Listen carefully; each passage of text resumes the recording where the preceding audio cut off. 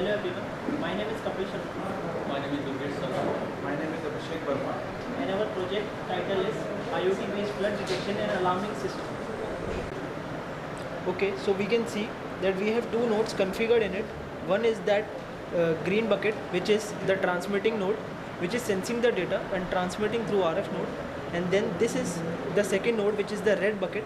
And the red bucket is has the receiving node, which you can see the red light is blinking, which shows that the data it is receiving. And plus it is also sensing its own data using the ultrasonic sensor. Then after that we are passing it the data through to CC3235 Wi-Fi board through UART, and then we are displaying the data on the IoT Azure.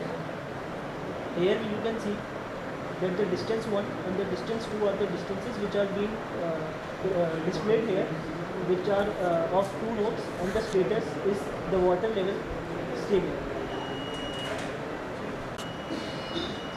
Okay, so first here we have pour some water in that bucket so that we can see that the water level is has raised to a certain level, and then the ultrasonic sensor has sensed that value, and in the real time it has updated to this RF node, and then through the UART the Wi-Fi node has transferred the data to the Azure.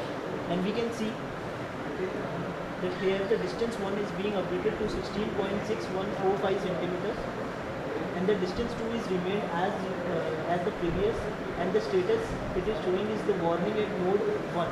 So we get a warning at the node 1 that the water level has been raised to a certain level.